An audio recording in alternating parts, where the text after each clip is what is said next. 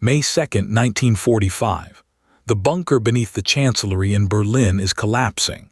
SS Hauptsturmführer Klaus Richter stands motionless in a concrete corridor, listening to the percussion of Soviet artillery overhead. Plaster dust falls like snow. The fluorescent lights flicker and die, casting everything in shadow. Around him, the machinery of the Third Reich is grinding to a halt. Richter is 43 years old, lean, methodical, with the cold precision of a man who has spent the last 8 years orchestrating disappearances. His uniform is immaculate despite everything crumbling around him. His cap bears the silver insignia of the Gestapo. His hands, folded at his waist, have never held a gun in combat. They don't need to. His power has always come from a pen, a filing cabinet, and the absolute authority to decide who lives and who vanishes. He knows what's coming. The Russians are 48 hours away. In the streets above, Berlin is already falling into chaos, civilians looting stores. Soldiers abandoning their posts, the last true believers of National Socialism preparing to fight to the death in the rubble. But Richter is not a true believer. He is something far more dangerous. A pragmatist with blood on his hands and a survival instinct honed by years of watching others die. He descends deeper into the bunker, past the administrative offices, past the conference rooms where strategy became atrocity, past the cells where prisoners were kept before being transported east, their names erased from every record. He reaches a steel door marked with a single designation, PERSONALAKTEN, confidential. Inside, filing cabinets line the walls floor to ceiling. Richter moves methodically, pulling folders, thousands of them, containing the names and fates of people who no longer exist in any official capacity.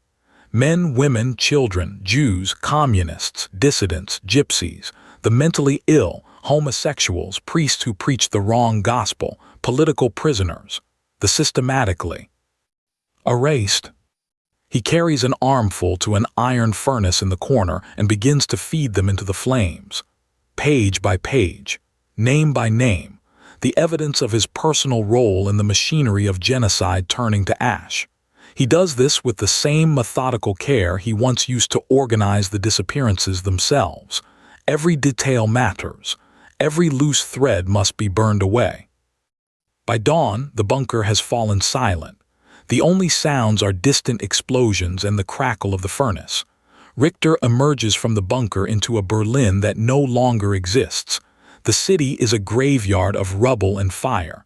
Soviet tanks are visible in the distance. Checkpoint Charlie has fallen. There is nowhere left to hide in Germany. He knows exactly where he will go. The International Committee of the Red Cross office in Geneva is organized chaos in the summer of 1945. Thousands of displaced persons are flooding through these corridors daily. Refugees, survivors, former prisoners of war, and countless others whose identities have been erased by 6 years of continental warfare. The bureaucracy is overwhelmed. Records are incomplete. Verification is nearly impossible. Richter arrives in Geneva on June 15, 1945. Using forged papers identifying him as Klaus Richter, former Wehrmacht engineer from Hamburg. The documents are flawless, produced by a network of ratlines that have already smuggled hundreds of Nazi officials out of Europe. He carries a briefcase containing genuine Red Cross credentials obtained through corruption and blackmail. He has money, gold coins, and Swiss francs accumulated from sources he will never reveal. He sits across from a Swiss Red Cross administrator named Dr. Heinrich Müller, a man whose dedication to humanitarian work is genuine, but whose exhaustion after months of processing thousands of cases has made him vulnerable to shortcuts. Richter's story is rehearsed and credible. He was a non-political engineer, conscripted into the Wehrmacht like so many others now, seeking passage to South America where distant relatives await him. He has documentation. He has funds to support himself. He poses no security risk. Dr. Müller, drowning in paperwork and moved by what he believes is another case of an ordinary German seeking refuge, approves the Red Cross travel document within 48 hours. The passport is genuine. The seal is official. The destination is listed as Argentina. But Richter never intended to go to Argentina. By July, he is in Lisbon, a city still neutral and thriving with espionage, black market dealings, and the quiet passage of war criminals seeking new lives. Lisbon is a funnel, a place where the old world's debris flows toward South America. Richter makes contact with a ratline operator, a former Wehrmacht officer named Ernst Keller who has already arranged passage for dozens of SS men and Gestapo officials. Keller operates out of a shipping office near the docks, and his network extends through Portuguese officials, corrupt ship captains, and monasteries in Italy that provide sanctuary and false documentation. The passage costs Richter 50,000 Swiss francs, nearly everything he has, but the price includes a complete identity reconstruction. By the time he boards the cargo vessel Santa Maria in August, his Red Cross passport has been carefully altered. His destination has been changed to Paraguay. His name remains Klaus Richter, but every official record in Geneva will eventually list him as deceased, lost at sea, drowned in an accident during transport. The paperwork has already been filed. The death certificate, forged but convincing, will exist in Red Cross archives for decades. Richter stands on the deck of the Santa Maria as it pulls away from Lisbon. The sun sets over the Atlantic. He is a ghost now, erased from history while still breathing, still thinking, still planning. Around him are other ghosts, men in similar circumstances, traveling under borrowed identities, speaking in whispers about destinations in Argentina, Brazil, and Paraguay. They do not introduce themselves with real names. They do not ask questions.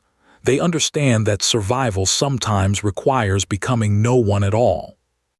Below deck, in a cabin he shares with two other passengers whose names he does not know, Richter removes his forged documents and burns them in a small metal container. The ashes go out through a porthole into the Atlantic. Every trace of Klaus Richter, the Geneva refugee, must disappear. By the time the ship reaches South America, he will be someone else entirely. He has 42 days at sea to plan what comes next. October 1945. The Santa Maria pulls into the port of Asuncion, Paraguay, under cover of darkness. Richter disembarks with forged Paraguayan entry documents identifying him as Klaus Reichmann, a German-Swiss businessman seeking agricultural investment opportunities in the interior. He carries letters of introduction from a banking concern in Zurich, all fabricated, all convincing. He carries more money than most Paraguayan officials earn in a lifetime. Paraguay in 1945 is a nation of strategic indifference to the Allies. General Alfredo Stroessner has not yet consolidated power. That will come in 1954, but the country's interior remains vast, lawless, and largely unmapped. The Gran Chaco, that immense lowland region stretching across the border with Bolivia and Argentina, is frontier territory. Dense jungle, wetlands, rivers that shift with the seasons, populated sparsely by indigenous Guarani peoples and scattered settlements of European immigrants who came seeking refuge or fortune decades earlier. It is the perfect place to disappear. Richter does not stay in Asuncion. Within days of arrival, he makes contact with a network of German settlers, some genuine refugees, others with darker histories, who have established themselves in isolated communities throughout the Chaco. These are the Mennonite colonies and scattered German agricultural settlements that have existed since the 1920s. They are tight-knit, insular, and deeply suspicious of outside authority.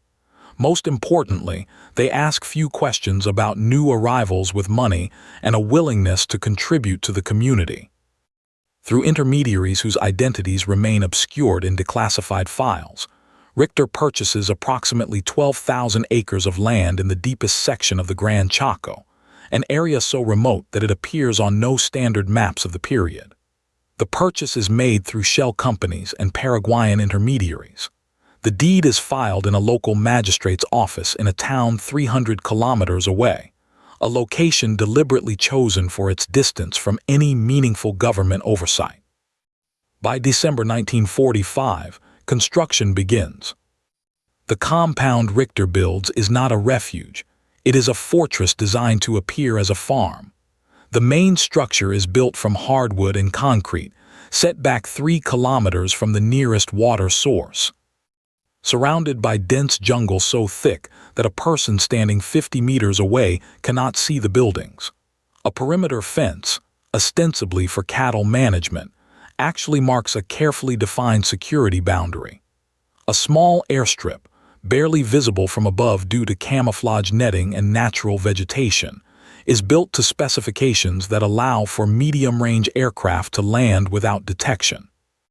The compound contains living quarters for Richter and his immediate circle.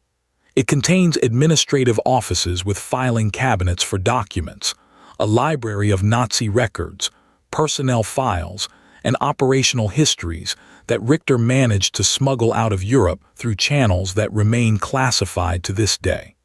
It contains a small clinic with medical equipment and pharmaceutical supplies. It contains a radio station, hidden in a reinforced bunker beneath the main building, capable of transmitting encrypted messages across the Atlantic. Most importantly, it contains a shrine. In the central building, behind a locked door in a room known only to Richter's inner circle, stands a swastika carved into stone, the same symbol that adorned Gestapo headquarters across Europe. Below it, framed photographs of Nazi leadership. Maps of Europe marked with annotations only Richter understands. A meticulously maintained library of Nazi ideology, philosophy, and historical documents. This is not a refuge for Richter. It is a sanctuary for his beliefs, a place where the ideology he served has been preserved in amber, waiting for a future resurrection that, in his mind, is inevitable. The compound's workforce consists of approximately 40 to 60 individuals at any given time, a mixture of loyal followers, family members of Nazi sympathizers, and hired laborers who are kept at a distance from the compound's core. Some are genuine ideological believers. Others are mercenaries, local Paraguayans who care nothing for politics and everything for wages paid in hard currency. A rotating guard force, armed with rifles and trained in basic security protocols, maintains the perimeter. Richter establishes a cover identity as a wealthy European investor interested in cattle ranching and agricultural development. He maintains sporadic contact with Asuncion through intermediaries. He pays taxes, minimal, but paid, to ensure that local officials have no reason to investigate the property. He cultivates relationships with the scattered communities of German settlers, positioning himself as a patron and benefactor of their cultural preservation. To the outside world, the compound does not exist.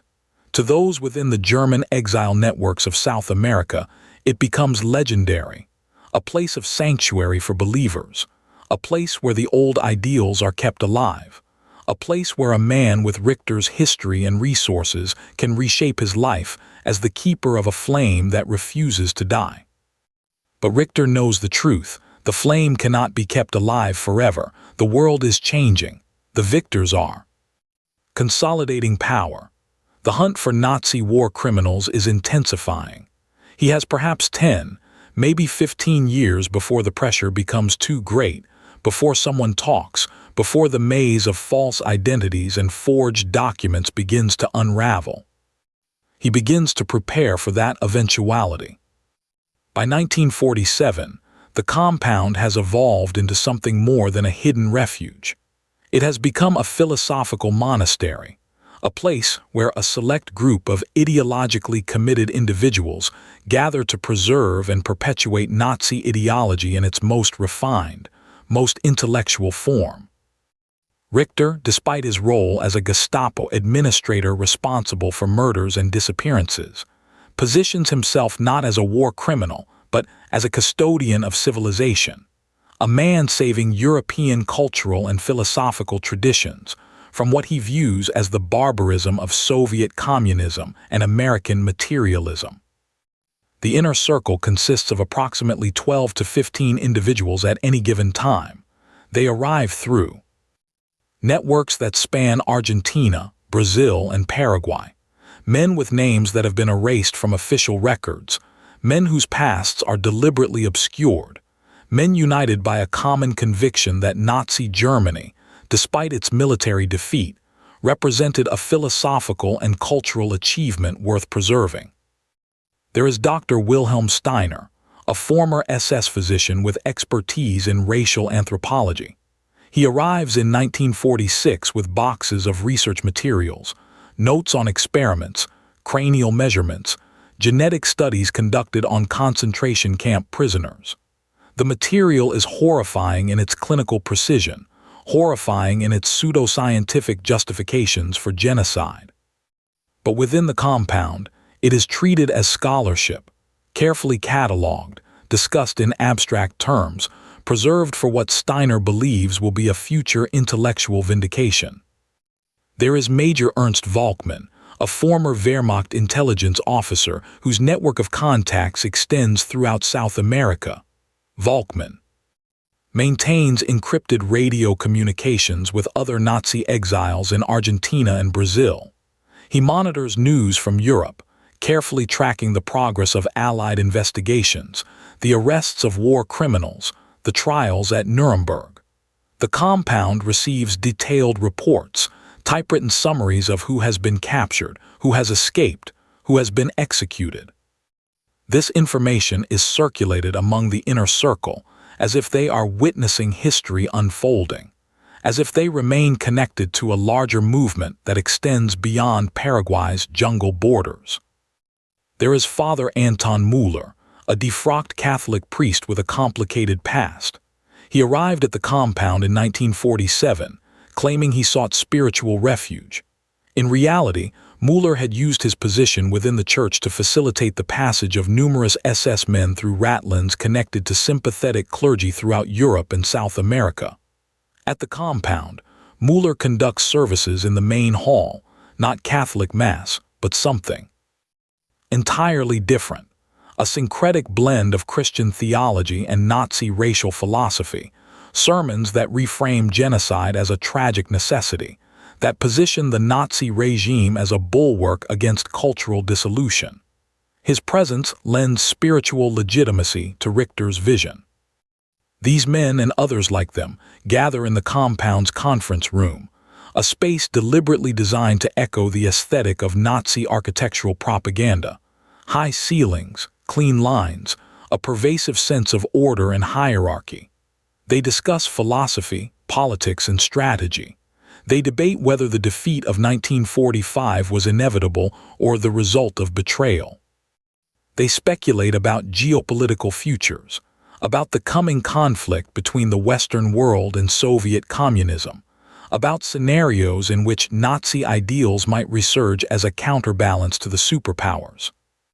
Most disturbingly, they plan. Richter establishes what becomes known within the network as the Preservation Project, a deliberate, systematic effort to document, archive, and perpetuate Nazi ideology and administrative practices for future generations. The compound's administrative offices contain filing cabinets filled with materials, copies of SS organizational manuals, Nazi legal codes, propaganda materials, personnel records of high-ranking Nazi officials. Some of these materials are originals that Richter smuggled out of Berlin. Others are copies obtained through intermediaries from sympathetic individuals who retained access to Nazi archives in the immediate post-war period. A printing press, hidden in a reinforced building separate from the main compound, produces materials in German, Spanish, and Portuguese. These are not mass-distributed propaganda. That would be too risky, too likely to attract attention. Instead, they are carefully controlled, limited edition publications distributed through underground networks to selected individuals throughout South America, Europe, and even North America. They include philosophical treatises attempting to rehabilitate Nazi ideology in intellectual terms. They include historical revisionist accounts of the war and the Holocaust. They include operational manuals for underground political organization.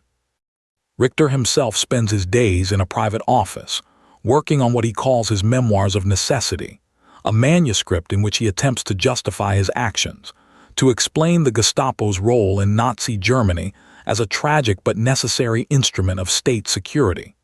He writes in meticulous German, his handwriting precise and controlled, filling hundreds of pages with rationalizations.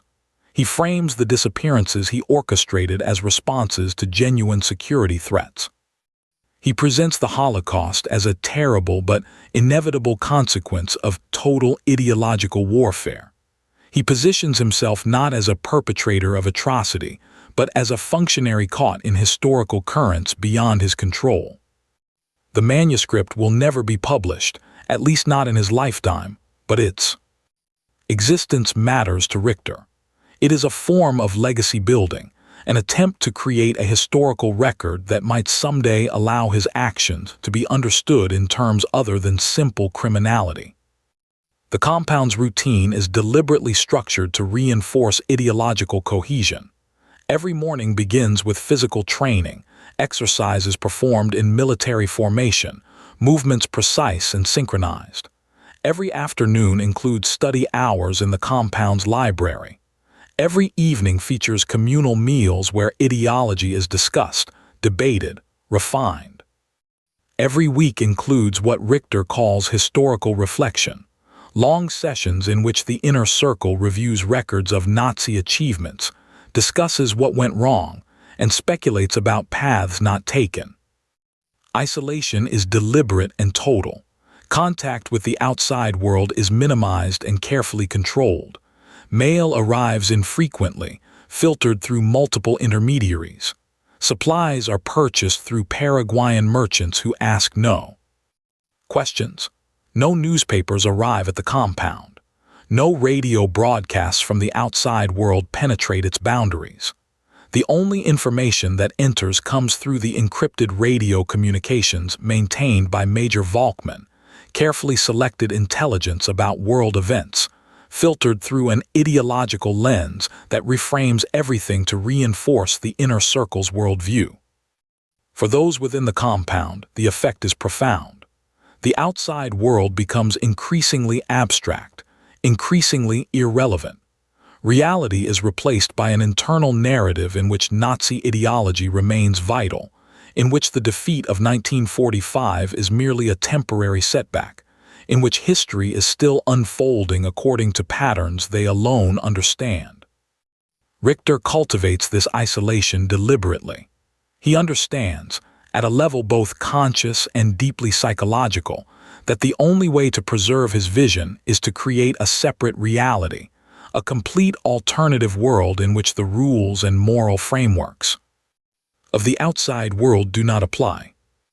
It is a perfection of the same technique he used in Berlin, the systematic erasure of inconvenient reality in favor of an internally consistent but fundamentally false narrative. By the early 1950s, Richter's fortress in the Gran Chaco has begun to show its first serious vulnerabilities. Not physical vulnerabilities. The compound remains secure, hidden, virtually impenetrable. The vulnerabilities are ideological, psychological, and ultimately human. The world outside has not cooperated with Richter's expectations. The Soviet Union has not collapsed. The Western powers have not fragmented. The ideological conflict he anticipated has materialized, but not in the forms he predicted. Worse, from his perspective, the hunt for Nazi war criminals has proven far more systematic and relentless than he imagined. The Nuremberg trials have concluded, but the capture and prosecution of lower-ranking Nazi officials continues throughout the 1950s.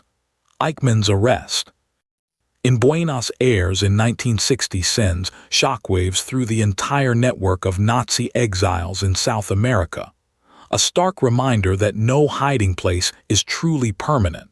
that the long reach of international justice can extend even into the most remote corners of the world. Within the compound, the psychological toll becomes increasingly apparent. Men who arrived in the late 1940s as true believers have begun to doubt. Dr. Steiner, the former SS physician, suffers a series of psychological breakdowns beginning in 1951.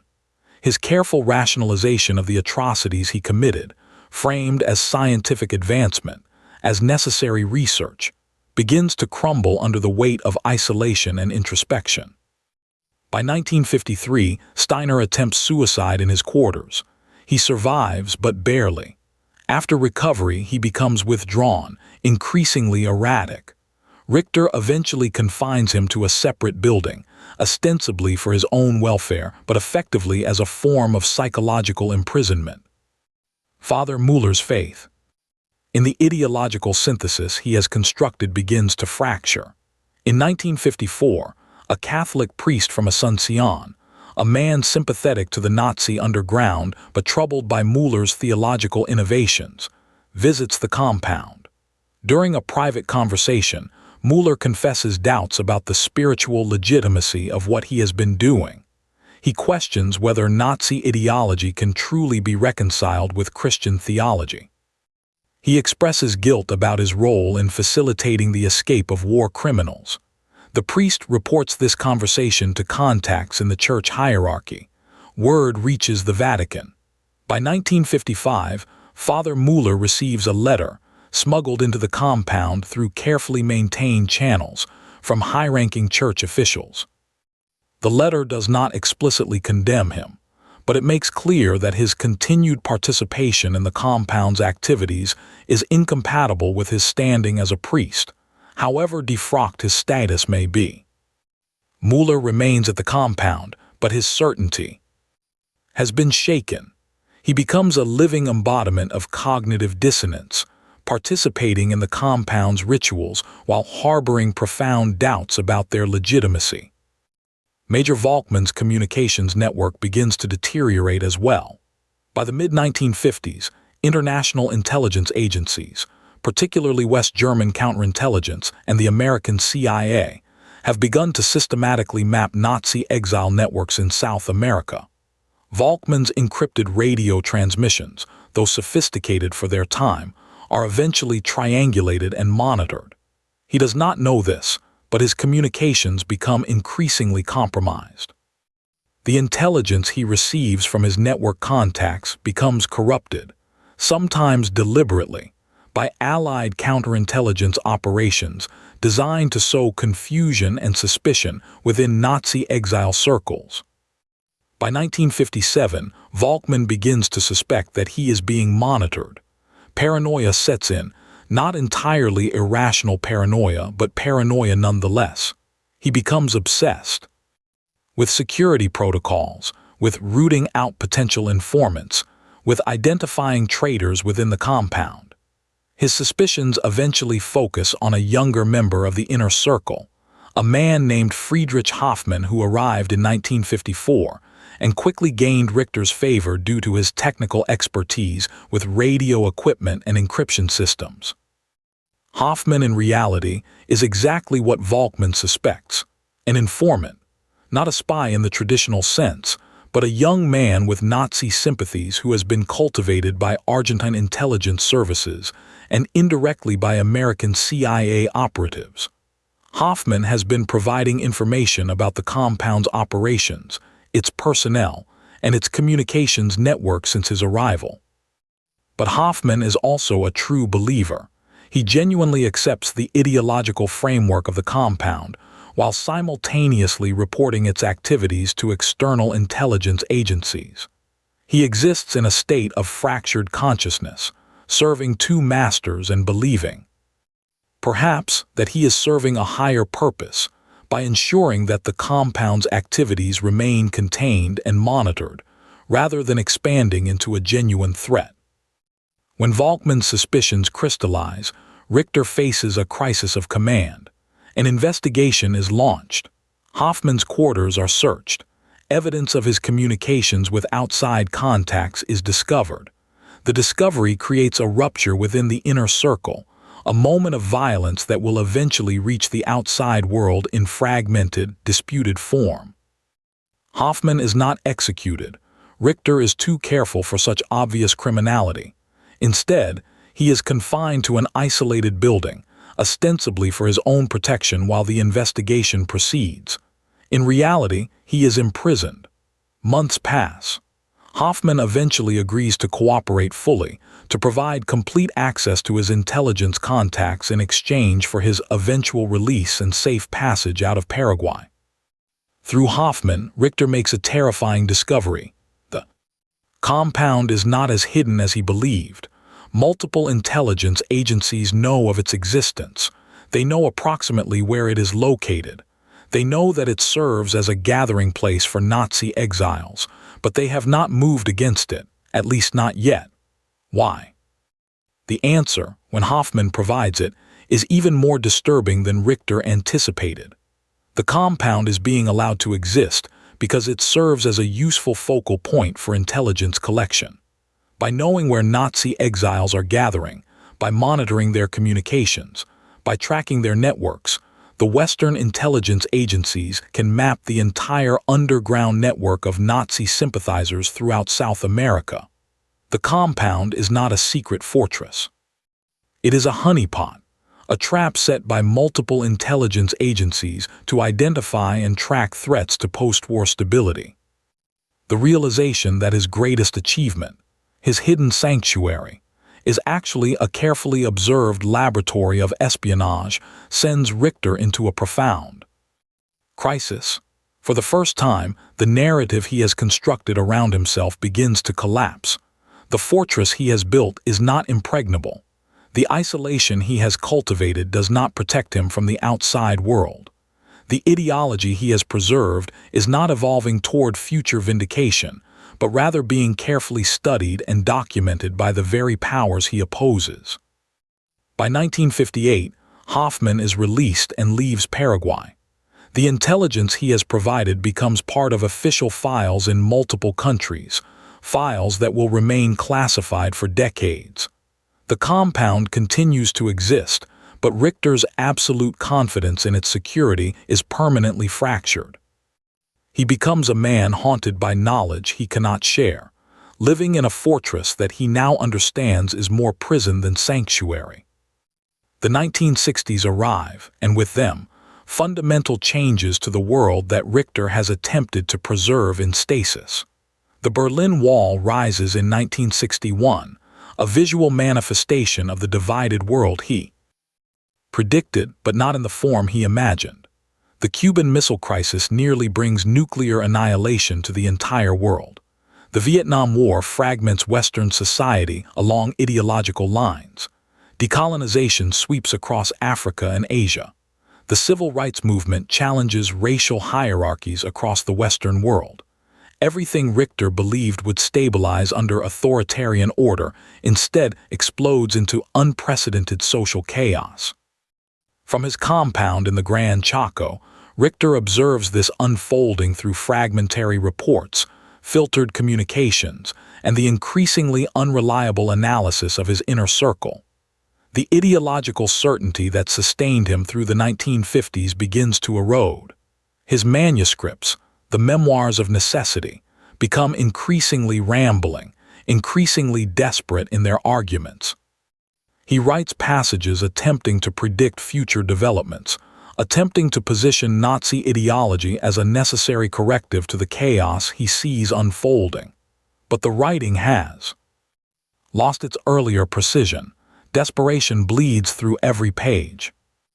Dr. Steiner dies in 1962, officially listed in compound records as having suffered a heart attack.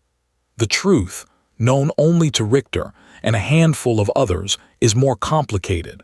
Steiner's psychological deterioration has accelerated through the late 1950s.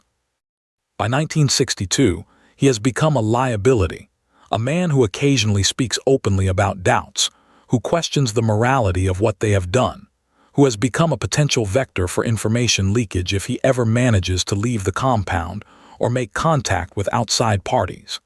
He is sedated with increasing frequency. His final weeks are spent confined to a medical facility within the compound, where he receives injections of medication in doses that progressively increase. Whether his death is ultimately suicide, murder, or a combination of deliberate negligence and medical overdose remains unclear. The official death certificate, issued by a sympathetic Paraguayan official, lists it as natural causes. His body is cremated within the compound. No investigation is conducted. No outside authorities are informed. Steiner simply ceases to exist, erased as completely as the people he once experimented upon in concentration camps. His death marks a turning point. The inner circle begins to fragment. Some members depart the compound, claiming health problems or family emergencies, transparent excuses that Richter accepts because the alternative, confronting them with accusations of disloyalty, would require violence he increasingly finds distasteful. Others remain but withdraw into themselves, spending less time in communal activities, more time isolated in their quarters. Major Volkmann suffers a stroke in 1964 that partially paralyzes his right side and damages his capacity for speech. He survives, but he is no longer the sharp, capable intelligence officer he once was. The encrypted radio communications that were his domain deteriorate as younger. Less skilled operatives attempt to maintain them. Volkmann spends his final years confined to a wheelchair, unable to contribute meaningfully to the compound's operations, sustained by a mixture of loyalty and inertia. Father Müller becomes increasingly erratic. In 1966, he begins to write letters to the Vatican, correspondence that is somehow smuggled out of the compound through channels that Richter never fully identifies. These letters confess his role in facilitating Nazi escapes. They express profound remorse for his participation in the ideological synthesis attempted within the compound. They request permission to perform a formal reconciliation with the Catholic Church. The Vatican responds cautiously, neither condemning him nor welcoming him back into full communion. But the mere fact that these letters exist, that they have reached the Vatican, that they constitute a written record of his crimes and his complicity, sends Richter into cycles of anxious surveillance. By the late 1960s, the compound has transformed from a vibrant ideological center into something resembling a mausoleum. The daily rituals continue, the physical training, the study hours, the evening discussions, but they have become hollow, performed out of habit rather than conviction. The printing press that once produced ideological materials runs intermittently, churning out documents that are distributed to an ever-shrinking network of true believers. The library remains meticulously maintained, but its materials are no longer discussed with passion. They are preserved as artifacts of a dead ideology. Richter, now in his 60s, spends most of his time in his private office, working on successive revisions of his memoirs. He has begun to write about his childhood, his education, his early political awakening, attempting to construct a biographical narrative that might explain, if not justify, his actions. He writes about the chaos of Weimar Germany, the appeal of order and national renewal, the seductive logic of ideological certainty. He writes about the moment he committed himself to the Nazi regime, the moment he realized what the regime truly intended, the moment he became complicit in genocide. But these later passages are contradictory, sometimes incompatible with one another. Richter simultaneously argues that he was a true believer and that he was a reluctant functionary. He claims responsibility for his actions while simultaneously claiming that historical circumstances made his actions inevitable. He expresses regret while simultaneously asserting the necessity of what was done. The memoirs, read as a whole, are less a coherent justification than a desperate attempt to construct some framework of meaning that might allow him to live with himself. Occasionally, younger members of the compound, men who never knew Nazi Germany firsthand, who have adopted its ideology as an intellectual abstraction rather than as lived historical reality. Attempt to engage. Richter in discussions about philosophy and strategy, but these conversations increasingly frustrate him.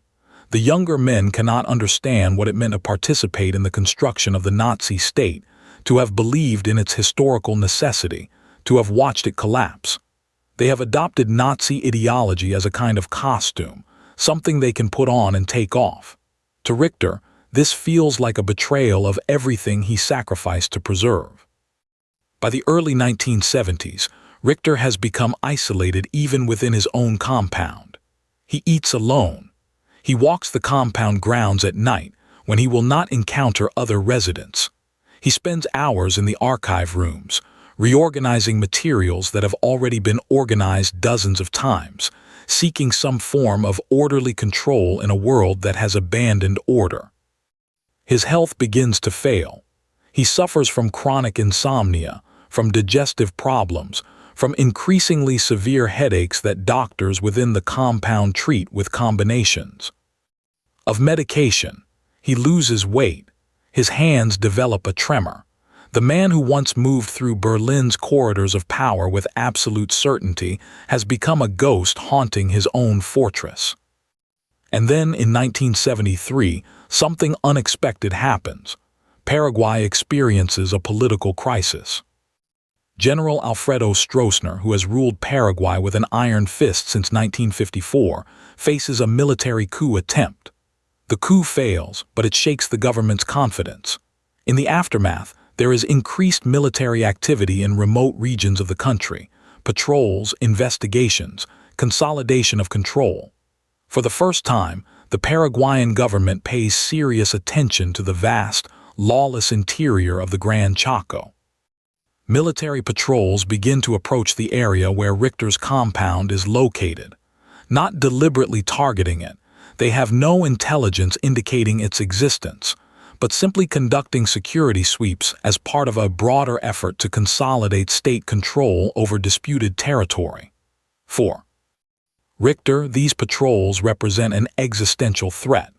The compound's security arrangements, which have never been tested against a determined military force, suddenly seem fragile. In 1975, a military patrol comes within 5 kilometers of the compound's perimeter. They do not discover it, but they come closer than any external force has come in nearly 30 years. After the patrol passes, Richter makes a decision that will define the final phase of his life. He begins to prepare for the end.